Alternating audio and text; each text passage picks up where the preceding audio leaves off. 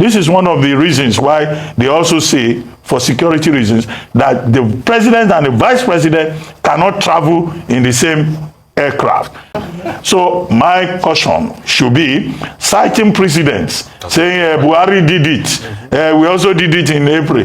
No, you can't be citing something because he's a president. What if that president is wrong? Exactly. Yeah, so who is saying that that president for president and VP to disappear at the same time is the right? The truth is, I've always asked, why are the Falanas not going after Bobrisky in all of this? That has constantly been a question. Because see, I'm not a lawyer, but in all of this that you were saying, they were defaming somebody. It was Bobrisky that was speaking here. Bobrisky now tactically released a statement yesterday saying, no, I don't have a hand in it too. And he apologized. Welcome to Jammercy News TV. Come on, entertainment and politics update. Hello everyone, welcome back my people. So in this particular video, I love how Dr. Abati tackles Bayo Onanuga, who said there is no vacuum in leadership as the president and vice president is out of the country. He even used a Buhari time as an example, saying that there was a time Buhari and his vice were not in the country, that Tinubu can rule Nigeria from anywhere he is. Knowing very well that Nigeria and Nigerians are in tight corner right now, like Nigerians are suffering, like we need solution because people are dying because of the policies Tinubu is making in this country called Nigeria. And right now, Tinubu is not in the country as well as his vice. Then who is ruling Nigeria right now, my people? As well as Rufai reaction concerning Femi, Falana and Bobrisky, as well as Very Dark Man. You guys know that yesterday, Femi Falana gave Bobrisky 12 hours to apologize, or if not, they're going to take him to court. So Bobrisky apologized. Look at what he said. I never gave Falana or FAS money to secure presidential pardon. Hold Very Dark Man responsible for defamation. Can you just imagine that? Right now, it shows that that voice in that audio is that of the Bobrisky because Femi Falana, they have confirmed it, and this is the reason why they are asking apology from Bobrisky. So my people, let me allow you guys to listen and hear everything they said in this particular video and also other trending stories in Nigeria. But before then, please, if today is your first time here, don't forget to subscribe, like this video, share it as well. Thanks so much for doing so, my people. Lawyers of the Falanas have accused popular cross-dresser Bobrisky of making false and defamatory statements against the senior advocate and his son, musician Falz. Well, in a viral recording, Bobrisky was alleged to have said that Falz and his father tried to get him a presidential pardon in exchange for 10 million naira, although Bobrisky has since denied the recording and threatened to sue Very Dark Man for defamation. The Falanas, in a letter dated October 14th, described Bobrisky's alleged defamatory statements as recklessly aimed at damaging the Falanas' reputation locally and internationally. They also demanded Bobrisky issue the immediate retraction within 12 hours or face legal actions. Falana's lawyers also claim to have confirmed that Bobrisky took advantage of his recent imprisonment to extort money from a group of artists and other members of the public. Rufai, over to you. This was... And Oji, this is a great point. Yes. I mean, the truth is, I've always asked, why are the Falanas not going after Bobrisky in all of this? That has constantly been a question. Because see, I'm not a lawyer, but in all of this that you were saying, they were defaming somebody. It was Bobrisky that was speaking here. Bobrisky now tactically released a statement yesterday saying, no, I don't have a hand in it too. And he apologized. So it is Bobrisky they should go after. So what Bobrisky was saying was obviously not true. I think I yield the floor because of time. Yes. Yeah. But so why are they not going after Bobrisky all this while? But the thing is that he did say in that retraction or whatever it is that he is not responsible for that voice recording. So the Falanas, I don't know how this will work. But the Falanas admitted to it. They admitted that the no, but they will have to prove that that voice recording was actually... But he still apologized. By sending our condolences to the families of those who lost their lives in Jigawa State, where at least 140 people have reportedly lost their lives following a fuel tanker explosion in Mijaya, Intura Local Council. The incident occurred while locals were scooping petrol from the fallen tanker Over 55 others are critically injured and receiving treatment.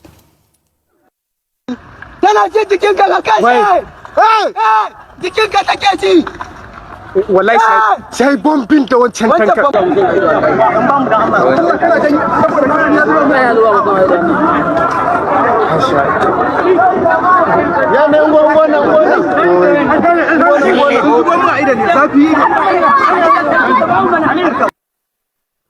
Okay, and my heart goes out to the family members of those who have lost their lives. This is a tragic, tragic incident. I mean, it's a recurring decimal in Nigeria. Dr. Abati, I heard you earlier even talk about the incident that happened. What year was that? 1998. 1998. October 17. The same month and that year.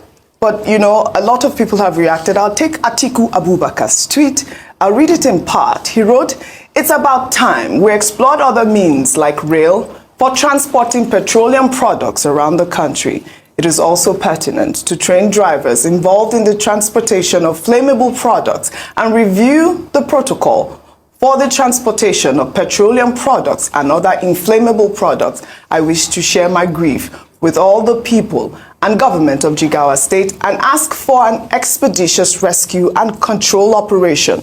No resource should be spared in treating the injured." I would take a cue from that. No resource should be spared. I mean, this is the failure of the state. Again, I would reiterate that. I mean, we were hearing from, Arise actually interviewed people around Jigawa, and most of them were talking about the fact that they are all victims of circumstance. Petrol right now is liquid gold, basically. So obviously they were all out there trying to fend for themselves. Of Nigeria have put out there.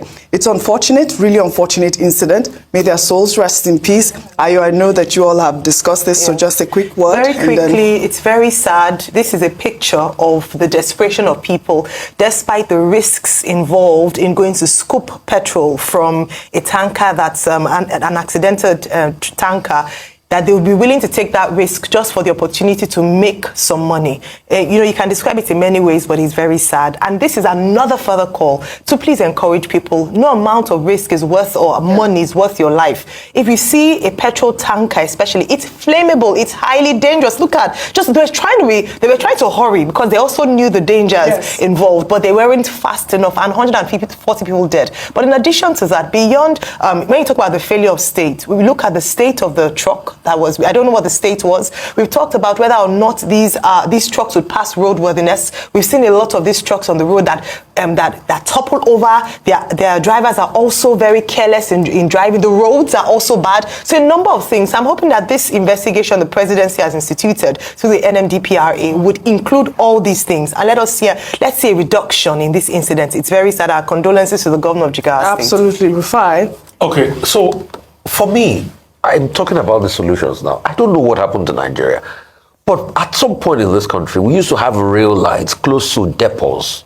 NMPC depot. In fact, the one in Abati, in Ibadan, they call it, the locals call it Ojueri. There's a rail that goes just in front of that depot there, and which they use for evacuation. What happened to systems like that? Those are the questions. What happened? Those are the questions. Again, may their souls rest in perfect peace. Meanwhile, the presidency has reacted to concerns raised by Nigerians over the absence of President Bola Ahmed Tinubu and Vice President Kashim Shettima. The president is currently on a 2-week vacation in the United Kingdom and has recently visited France, while Shettima is in Sweden for a 2-day official visit, raising concerns over a leadership vacuum in the country. The special advisor to the president on information and strategy, Bayo Onanuga, however, in a post on X, said Tinubu and Shettima are fully engaged with the nation's affairs, even while they are away. His tweet reads in part,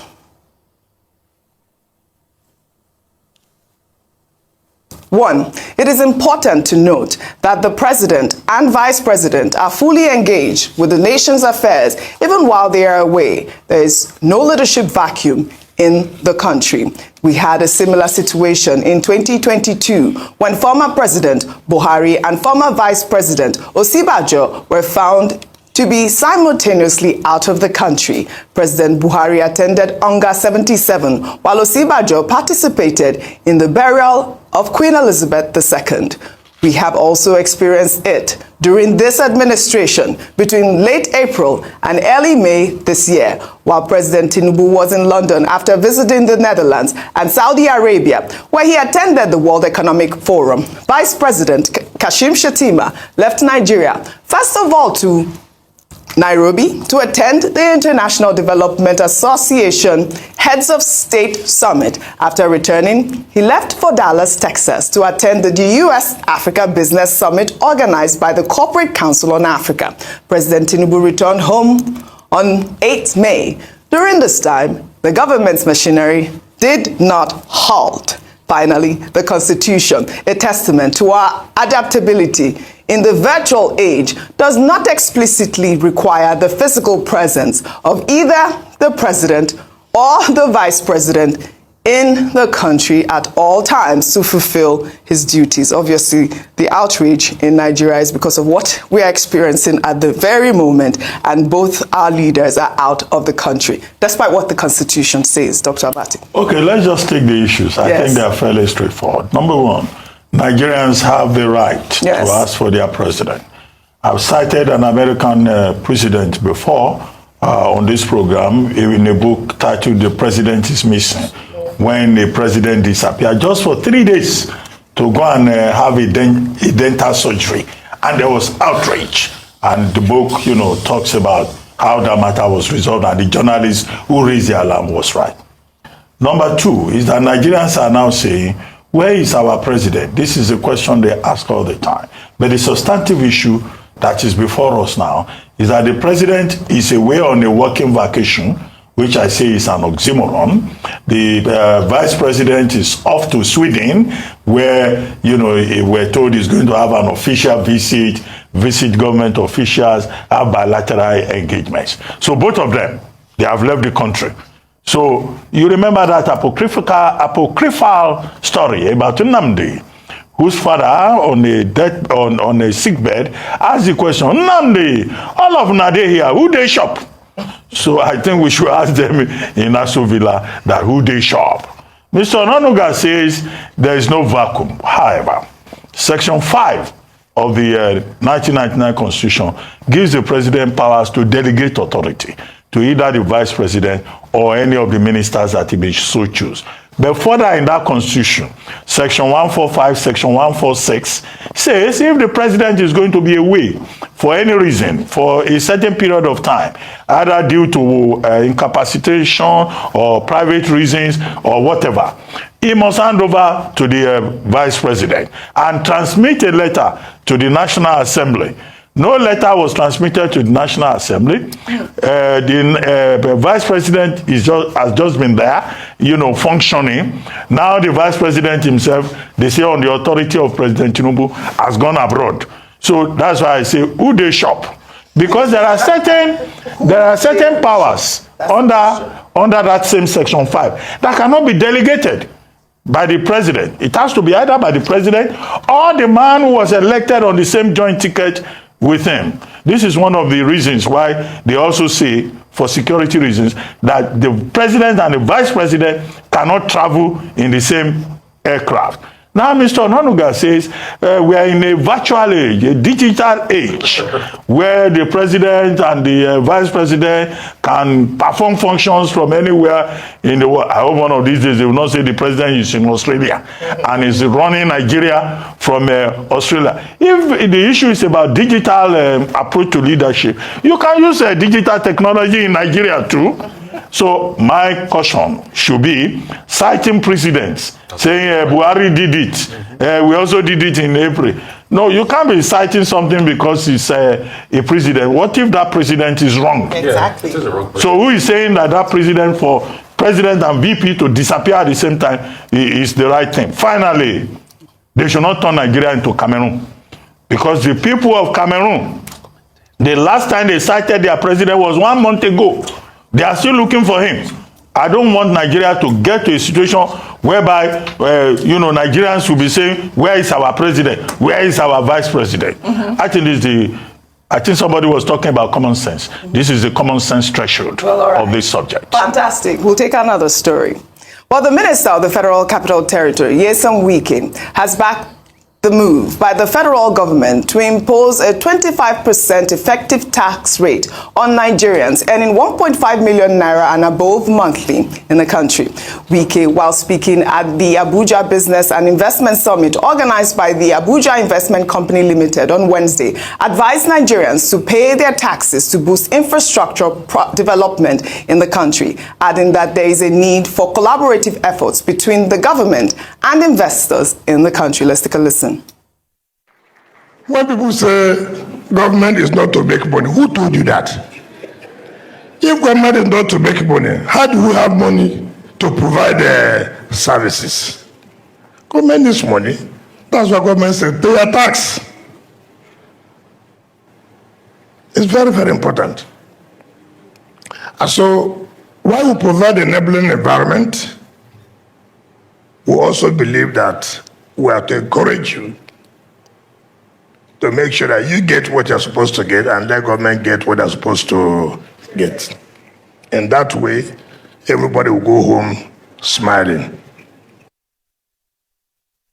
Well, all right. Okay. I mean, while I agree that taxes are supposed to be paid to help an economy, a lot of people are saying at this very moment, Nigerians are, stretched out. But I'd like to take this Margaret Thatcher's tweet, which began trending. And she wrote, prosperity. Yeah, yes, absolutely. She wrote, prosperity will not come by inventing more and more lavish public expenditure programs. You do not grow richer by ordering another checkbook from the bank. No nation ever grew more prosperous by taxing its citizens beyond their capacity to pay. I don't know why you got surprised about Margaret Thatcher. Margaret Thatcher of the poor tax free that ended her premiership. Exactly, but that's actually the rhetoric. Yes. I can't remember who it was who recently said you can't tax your way out of an economic recession or out of economic challenges. And this is the story of Nigeria. There's such a thing as a social contract where the people do their own part in nation building and economy, and the government has a responsibility to the people. It's not by tax. Nigerians have been overtaxed, let me just put it that way, in the last few months, in the last few years, and there's not a lot to show for it. Can you show us the infrastructure? Usually it is a chicken and egg situation whereby it's like, okay, what comes first? We need more revenue to do more projects that would benefit the people to build infrastructure, but we also need infrastructure to enable people be able to have jobs to be able to pay these taxes. So if you're going to tax the people, create an enabling environment for people to thrive. What other governments do is that you stimulate the economy so that people are able to make money and then can pay their taxes. In fact, it's the poorest of the poor who pay most taxes. Right. A recent report in Guardian says that only 1% of the super rich in Nigeria pay their taxes because most of them evade taxes. It's only people like you and me and here that they force we pay all the taxes in the country and are funding a few in terms of the elite. Right. You cannot tax the people to the death. If not, there'll be nothing else remaining and the people will further impoverish. Well, there's so much austerity in the town. Dr. Abati, I know you want to make a comment, but I want to take this comment from Osita Chidoka. And, I thought this would resonate among a lot of Nigerians. He wrote yesterday, I spent 100,000 naira on fuel, nearly filling the tank of a Lexus 460 Jeep at 1,140 naira per liter. I realized that this amount is 30,000 naira higher than Nigeria's 70,000 naira minimum wage. A minimum wage earner in Nigeria working 8 hours a day for 20 days a month earns approximately 437.5 naira per hour. It takes 2.6 hours of work to afford a liter of petrol. A young graduate earning 150,000 naira monthly requires 1.2 hours of work to purchase a liter. In comparison, Egypt, fuel costs 443 naira per liter, and the monthly minimum wage is 202,400 naira. That is 1,265 naira per hour. It takes 21 minutes of work to buy a liter. While in South Africa, fuel is 2,480 naira per liter, and the minimum wage is 395,824 naira per liter, and that is 2,320 naira per hour. So it takes 1 hour and 4 minutes to buy a litter in Nigeria. A minimum wage earner needs 2.6 hours to buy a liter of fuel, compared to 21 minutes in Egypt and 1 hour and 4 minutes in South Africa.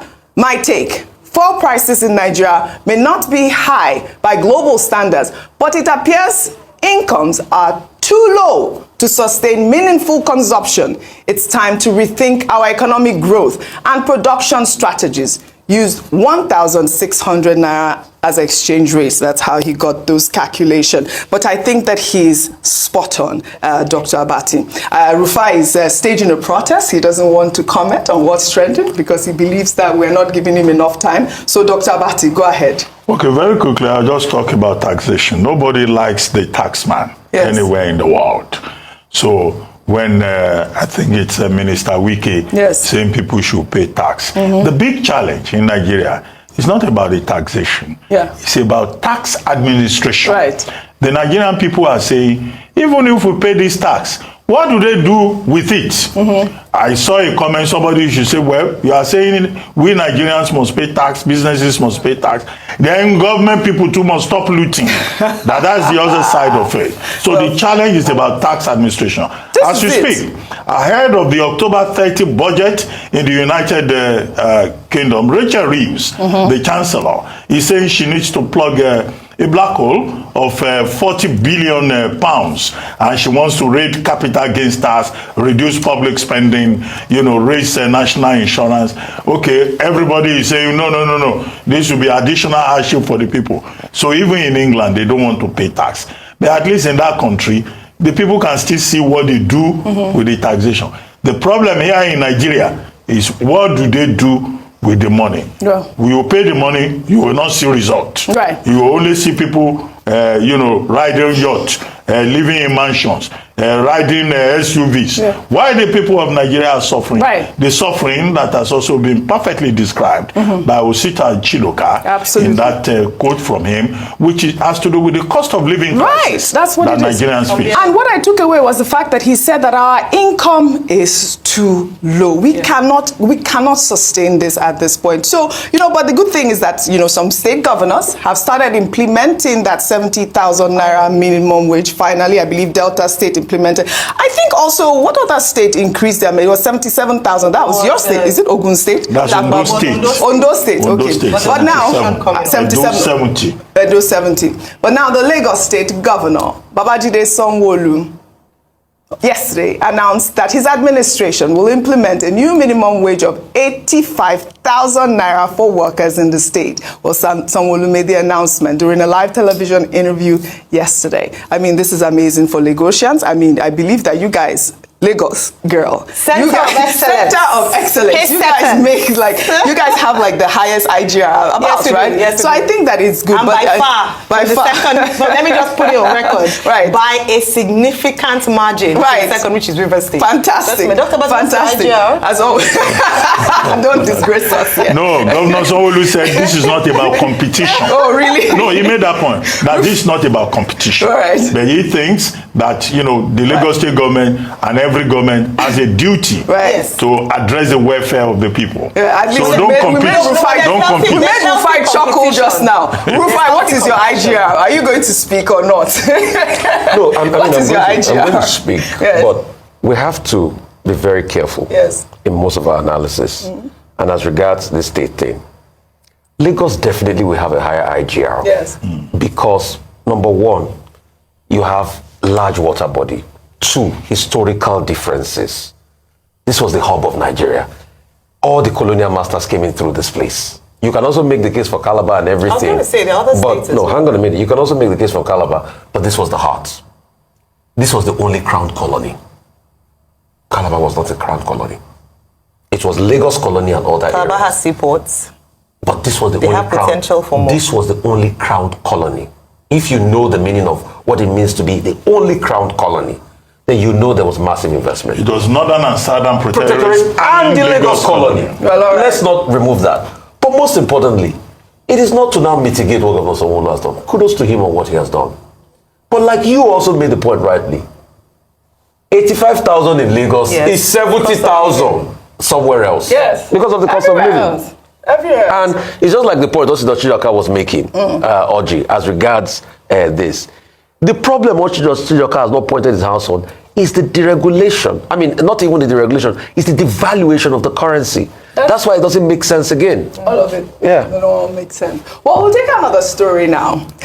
Billionaire businessman Adedeji Adeleke, father of award-winning musician Davido, during a recent church sermon, revealed how a government official tried to frustrate his $2 billion power plant project, which he said will be the biggest in Nigeria when it starts operation in January 2025. Adeleke spoke at the Seventh-day Adventist General Conference Annual Council on Tuesday, where he highlighted his investment in the nation's power sector, saying that his company, Pacific Energy, generates about 15% of Nigeria's electricity.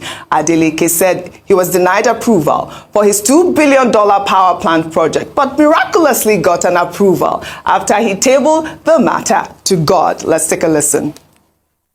But during the course of the design and getting all the permits, we ran into difficult government officials. For environmental reasons, our permit was denied. The particular government official that I held a meeting with told me to my face that your project will never see the light of day. So I left, disappointed of course, and I told my Chinese friend that, look, unfortunately, we have these difficulties. So my Chinese friend said, what are we going to do now? This is very serious.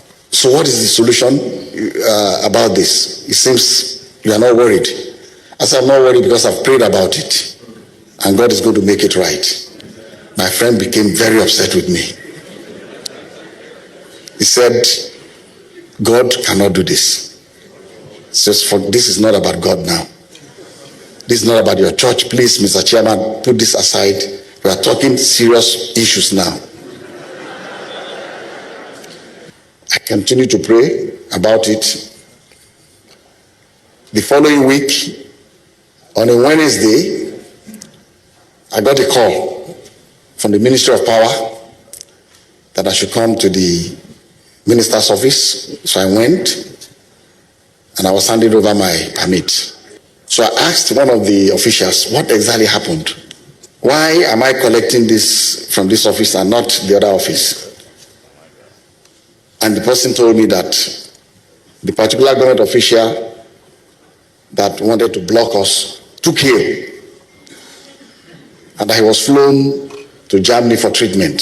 So when I saw my Chinese friend and I told him that we have the permit already, he said, what did you do? I said, I prayed. That's what I did. He said, he didn't believe me. You chatted. All right, Ayo, quickly, a comment. I mean, this is your story because you are a pastor, but it's such a great thing. It was a very it's a heartwarming story. Really he was talking about the challenges, yes. a lot of things, the challenges of doing business in Nigeria, Absolutely. how you need God, the intervention of God in some instances as always, to be able to get that permit. But it was good to see also the values he's had from a young age, and his brother, the governor of Osun State, also spoke about how, that is the reason why he loves dancing. Don't take him away from church, because there are some battles in Nigeria that only God can do. Well, all right. Congratulations to the Adelekes. As a footnote, that I would like to refer the congregation to Mark 2, verse 27, right. In the book of wisdom, the Holy Bible, which says that the Sabbath, it's holy. Is made for man. It's a day of blessings, and that's a testament of faith from Mr. Adeleke, saying that he prayed on Sabbath day, and it turned out to be a day of blessing for him. For those who have not forgotten their Bible. All right. Day of Sabbath. Such a mercy, News TV.